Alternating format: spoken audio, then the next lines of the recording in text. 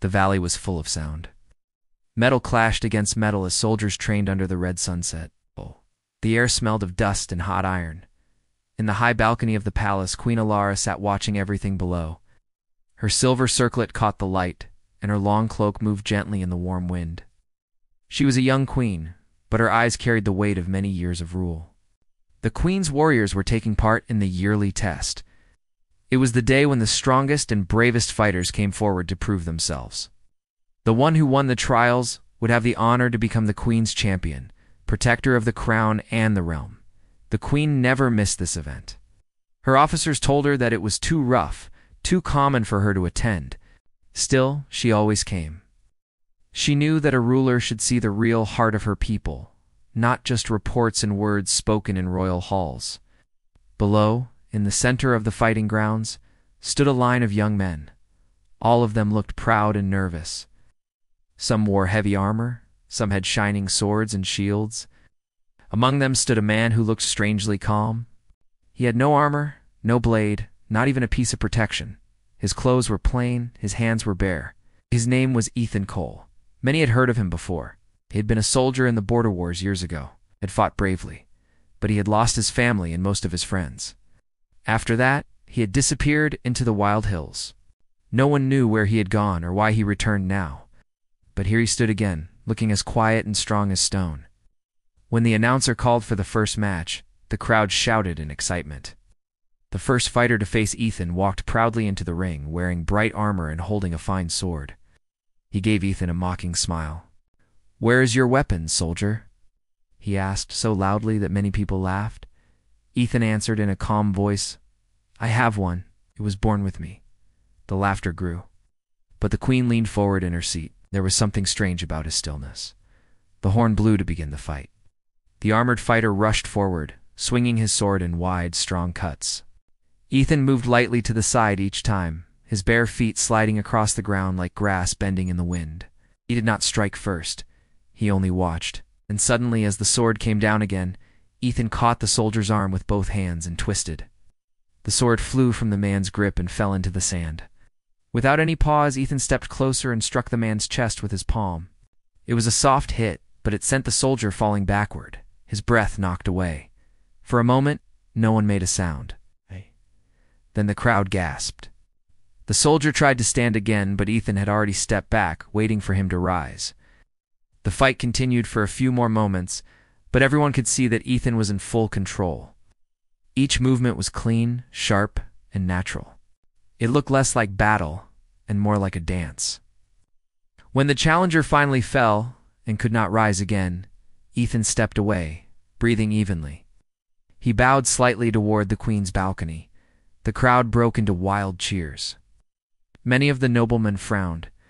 This man, this fighter with no weapon and no armor, had defeated one of the best swordsmen in the kingdom. The queen did not cheer. She did not even clap. She simply watched him with quiet eyes, her lips pressed together. He stood below, looking upward, waiting for what came next. She saw that his face was calm, yet there was no pride there, only quiet strength. He reminded her of the sea on a still day. Looked peaceful, but held storms within. The other nobles turned to her, waiting for her judgment. For a long moment, she said nothing. Then she whispered so softly that only her nearest maid heard her words. "I wish you were my husband." Her maid turned toward her, eyes wide. But the queen's gaze never left the fighting ground. Ethan bowed again, picked up the fallen sword, and set it gently beside the defeated soldier before leaving the arena. The sunlight touched the dust around his feet, painting a golden path behind him as he walked away. The trial continued, but Queen Alara barely noticed the rest. The sound of swords, the shouts of the crowd, all faded. Her mind stayed with the image of that man, barehanded, fearless, and silent. She had seen many warriors before, men who fought with might and fire. But there was something different about this one, something that spoke not of rage but of calm power. The queen straightened in her seat and turned her gaze toward the horizon. A strange feeling stirred inside her chest, something between curiosity and longing. The air around her seemed to hum softly, as if the world itself had shifted just a little. Somehow she knew this was not the last time she would see him. The sun rose slowly over the palace roofs, turning the stone walls warm and golden. The bells rang across the city, calling everyone to work and duty. The queen had risen early too, though she had hardly slept. Her thoughts were full of one face, one moment, one strange man who fought without a weapon and walked away without pride. Queen Alara was not a woman given to foolish emotions, yet something about Ethan Cole had stayed inside her like a spark that refused to fade. In the great hall, her council waited to begin the morning meeting. They spoke quickly of taxes, trade, and the border repairs after the last storms, but Alara's mind was elsewhere. She saw again how Ethan had caught the sword in the arena, how he had fought with calm hands and quiet eyes. When one of the older lords noticed her silence, he asked softly, "Your Majesty, is there something that troubles you?" She looked up and said calmly, "Yes. The man who fought yesterday, the one with no weapon. Find him. Bring him to the throne room before mid-morning." The order spread quickly. Servants hurried down to the barracks, and soldiers asked questions among the common fighters. Ethan was easily found sitting by the fountain in the courtyard. His hands were wet with cool water, and he was silent as always. When they told him the queen had summoned him, he only nodded and rose to follow. Inside the throne room, the walls gleamed with banners. Each banner carried the mark of a province the queen had united. Light streamed through the tall windows, falling across the marble floor. As Ethan walked inside, many nobles whispered from the corners. He wore the same plain clothes as before. He did not bow deeply. He stood straight, his shoulders strong but not proud. Queen Alara looked down from her throne, her crown resting gently on her dark hair. "Do you know why I called you here, Ethan Cole?" she asked. He shook his head and answered in a calm voice, "To serve or to stand judged?" His words made a faint smile touch her lips. "Neither," she said. "I called you to be tested. Strength is not always enough. I need to know if your heart is true." At her signal, the guards around the hall stepped forward, but she raised her hand. "No," she said softly. "This test is mine." A hush filled the chamber. The queen stood and walked down the steps from her throne. She removed her crown and set it upon the table beside her. Then, to the shock of everyone watching, she drew two slim swords from the rack near the guard post. "You fought with empty hands," she said. "Let us see what kind of man you are when faced with someone who does not pity your lack of armor." Ethan said nothing. His gaze remained steady, his body still. "Prepare yourself," she said, and stepped forward. The first clash echoed loudly. Metal flashed in the sunbeam that cut through the hall. Alara's blows were fast but controlled. Ethan dodged each one with ease, stepping to the side, moving his hands to block the flat of the blades. He did not strike back. Each time she came closer, his eyes met hers with calm attention, as if he studied not her body but her mind. "Fight me," she ordered. "Show me your strength." He replied softly, "Your Majesty, I do not fight to please. I fight to protect." Her heart jumped at his words, though her hands kept moving. The swords whirled again. She aimed one at his shoulder. He caught the flat between his palms. She twisted, trying to break free, but instead, he moved closer, gripping her wrist. The blade stopped a breath away from his chest. For a long heartbeat, the hall was silent. Guards held their breath. Even the torches seemed to wait. Their faces were close enough that she could see the dust upon his skin, the faint scar near his jaw. His breath was steady, his eyes steady, too calm, patient, and dark with something she could not name. She pulled away, lowering her swords. The fight was over. She turned to her court and said firmly, "Leave us." The nobles obeyed, though unwillingly. When the hall was empty, Alara looked back at Ethan. "Why did you not try to win?" Ethan answered. "Because this was not war. And you are not my enemy." The words hit her harder than any blow. There was no flattery in his tone, only truth. For the first time in many years, the queen found herself uncertain of what to say. "You may go," she murmured, after a pause. "Stay within the palace. There may be more for you to do." He bowed his head slightly and turned to leave. Steps echoed softly until the great doors closed behind him. When she was alone again, Alara stood still on the marble floor, holding one of her swords loosely in her hand. The fight replayed in her mind, motion after motion, breath after breath. He had matched her every move not with violence, but with grace. He had not sought victory, only balance. At last, she looked down at her own reflection in the polished floor. Her heart beat faster than it should have. She whispered to herself, "He fights like a storm that loves the shore, but never harms it." Outside, then walked through the palace garden. The sound of the fountains was soft. He paused for a moment, looking up at the high towers touched by sunlight. He had seen many rulers before, but none had tested him like this. He did not know what destiny waited, yet somehow he felt that his life had turned toward something greater. The morning wind blew through the leaves, and neither of them knew that this test had changed both their hearts forever. The days after the test were filled with quiet talk in every hall of the palace.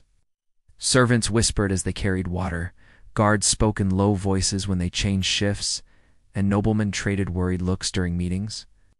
The queen had crossed swords herself with a common soldier. It was something that had never happened before in the long history of her rule. Some said she had gone too far. Others said she was wise to test courage for herself, but they all agreed on one thing. She had looked at Ethan Cold differently from how she looked at any man before. Queen Alara said nothing to correct them. She spent her mornings hearing petitions from her people, and her evenings walking alone in the royal gardens. Yet wherever she went, she found that her thoughts wandered back to him. She could see the clear calm of his eyes, feel again the steady motion of his hands when he caught her blade without fear. It angered her a little, this strange spell she could not control, but deep inside she also felt a strange kind of peace when she remembered it. In the barracks, Ethan had become the talk of every soldier. They called him the bare-handed fighter, and told stories about how he had stopped the queen, sword without drawing blood. Some admired him, some envied him, a few hated him quietly. Still, he did not join in their boasting or laughter. He trained every day at dawn, his movements smooth and measured. When the commander offered him gold as a reward, he refused. "Gold weighs down a man who still needs to walk his road," he said simply. His words traveled among the guards until even the queen heard of them. One evening she called him again to the palace terrace. She was alone there, watching the sun fall behind the mountains. She could have asked for anything, she said when he arrived. A house, a title, land. Ethan bowed slightly. "I had enough of walls and titles in the war, Your Majesty. I came here only to serve, not to possess." Her gaze softened. "Serve how?" "To guard what still has meaning," he said. Then he added more quietly, "To guard you, if that is your will." Those words stayed with her long after he left. They were not spoken like the flattery she often heard. They were plain and honest, and because of that, they reached her heart. But not everyone in the court felt the same. The lords who had fought for years to win her favor now feared that this quiet soldier might become her closest ally. One of them, Lord Duran Holt, spoke at the council the next day. "Majesty," he said, bowing deeply, "it is not fitting for a queen to trust a man of no family. We do not know where he came from or where his loyalties lie." Alara looked at him steadily. "We know his loyalty from his actions." "Words are cheap, Lord Holt." The nobleman lowered his head, but his eyes burned with silent anger. Later that night he met secretly with two others. "If this man stays," he said, "he will take the queen's trust, and then her throne. Cannot let that happen." Plans were made in darkness. The men sent their hired blades into the barracks after midnight. The halls were quiet. Moonlight lay across the floor like silver water. Ethan woke before they reached his door. Years of battle had taught him never to sleep deeply when danger breathed near. He rose without sound, his feet bare against the cold stone. The first attacker came fast, dagger raised. Ethan caught his wrist and turned it until the weapon dropped. The second came from behind, but Ethan spun, pushing him against the wall. They were skilled, but they had never faced someone who understood silence better than violence. Within minutes, the fight was over. The assassins lay on the floor, defeated but alive. When the queen arrived with her guards, breathless from the alarm, she found Ethan standing still amid the wrecked chamber. His shirt was torn, his hands marked with small cuts, but his face was calm as always. "They came for you," he said, "or maybe for me. It makes no difference now." Her guards began to question the wounded attackers, but Alara did not listen to their frightened stories. She walked closer to Ethan. The dim light of the torches caught the edges of her crown. "No one has ever defended my life without my command," she said quietly.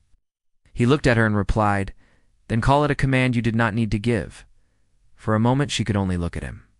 There was dust still falling through the air, tiny soft pieces of light from the broken lantern where one blade had struck.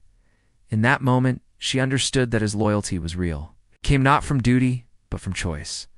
She turned toward the guards. "See that the wounds of these men are cared for," she ordered.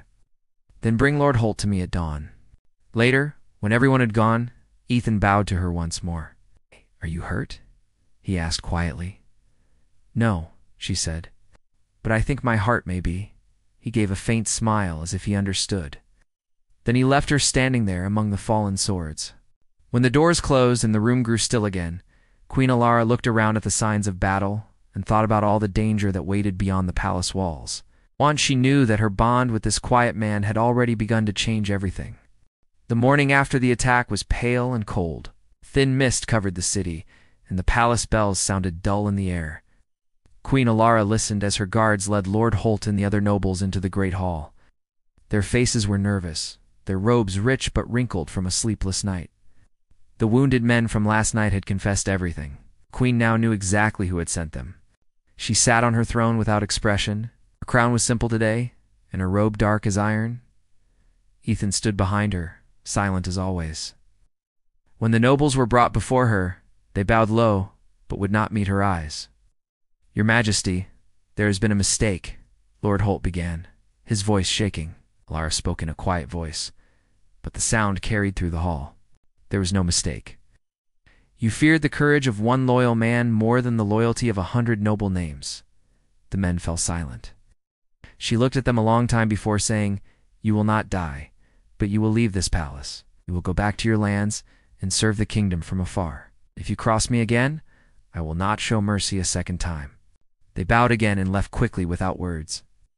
When the hall was empty, Alara looked over her shoulder at Ethan.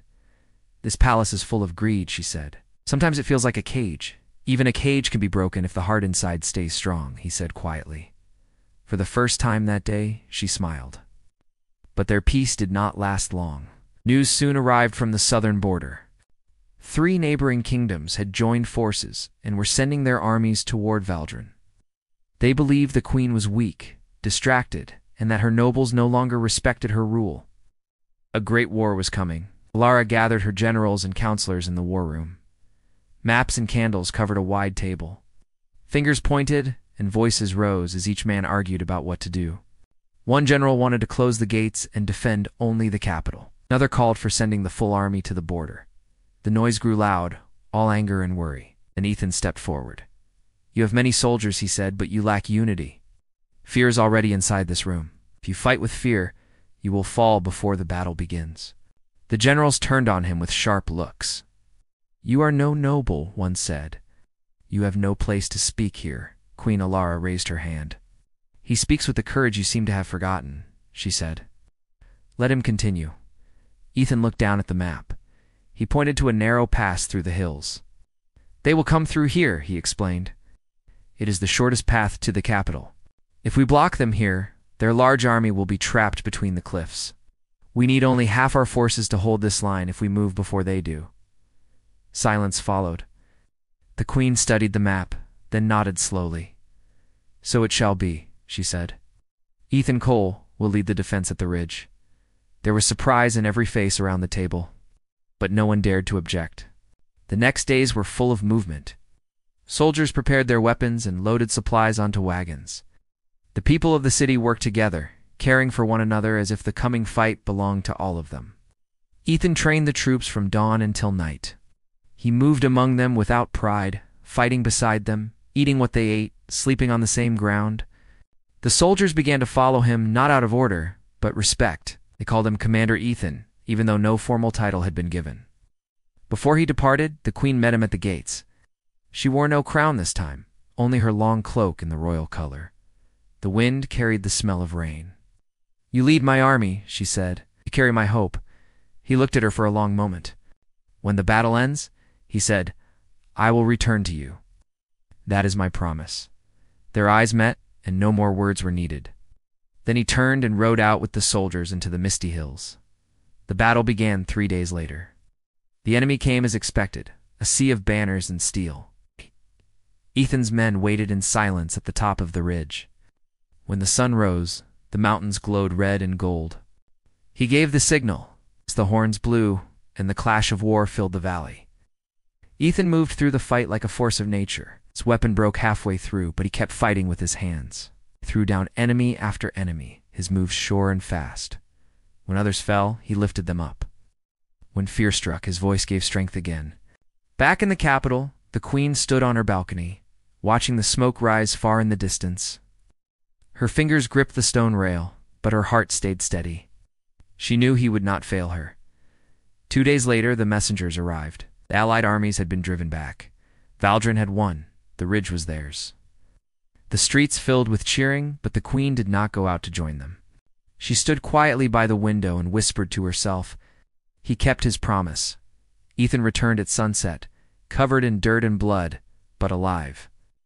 The people lined the road, throwing flowers. When he reached the palace gates, the queen came down the steps to meet him. She did not speak at first. She only looked at him, with pride, and something far softer in her eyes. They walked side by side into the palace, the sound of the crowd fading behind them. The kingdom of Valdrin entered a new kind of peace born from both courage and trust. The war was over at last. The valley that had once shaken with the sound of battle was quiet again. Smoke had cleared from the hills, and the rivers ran clean. The people of Valdrin filled the streets with song and laughter. After months of fear, they could live in peace. The banners of victory hung from every balcony. Bells rang from the towers all afternoon, echoing through the city like a song of relief. Ethan rode slowly through the main gate beside his soldiers. His clothes were torn, and his arms were marked with small wounds, but his back was straight and his eyes steady. The people ran beside the riders, throwing flowers and shouting his name. The bare-handed fighter, they cried. He gave a small nod now and then, but said nothing.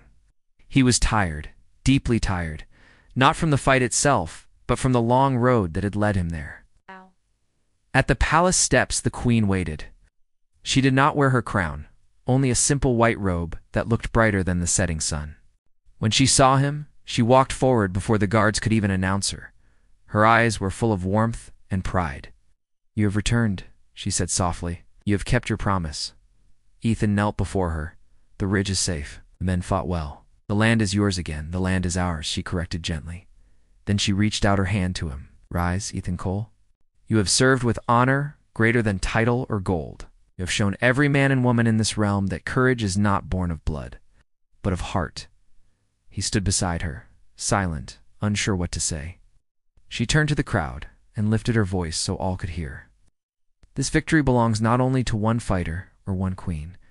It belongs to every soul that believed this kingdom was worth defending. Tonight Valdrin stands not in fear, but in unity." The cheers rose again.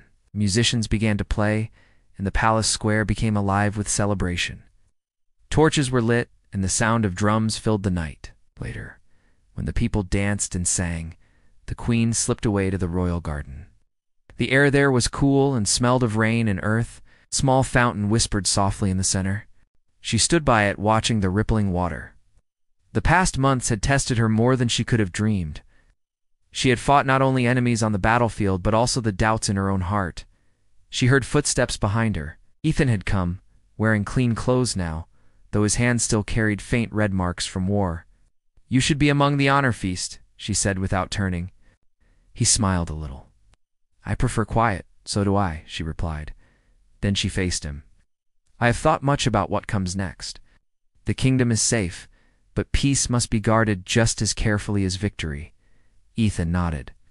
"Peace is a different kind of war. One fought with patience, not blades." She looked at him closely. "Would you stay and fight that war with me?" He frowned slightly, not understanding at first. "As your guard?" "No," she said. "As my equal?" She took a breath and went on. "The people need a new symbol. It's not a ruler and her protector, but two who stand side by side to guide them. I would have you as my husband, Ethan." For a long moment neither spoke. The sound of the fountain filled the space between them.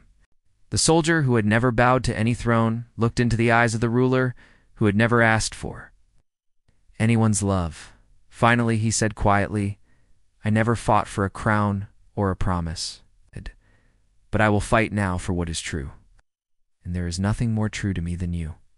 Alara stepped close, her expression soft but strong. "Then let our strength belong to each other. Let the people see what a kingdom can become when courage and compassion rule hand in hand." He reached out, gently taking her hand in his. It was strange how natural it felt, as if this moment had been waiting since the day she first saw him fight, barehanded in the dusty arena. The garden lights glowed around them, soft and golden. The night wind carried the sound of laughter from the city, and for once in her life, the queen felt at peace. Weeks later, the wedding took place beneath the open sky.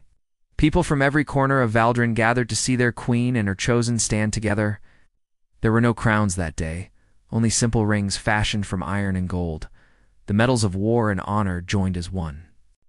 When the vows were spoken, Alara looked at him with the same quiet wonder she had felt the first time she saw him. She smiled and said, "It began with a wish." He answered, "And now it becomes our promise." The crowd cheered, and the bells of Valdrin rang again, not for war or warning, but for joy. From that day forward, the chronicles of the kingdom spoke not of conquest, but of courage, not of command, but of unity. And in every telling, one detail never changed.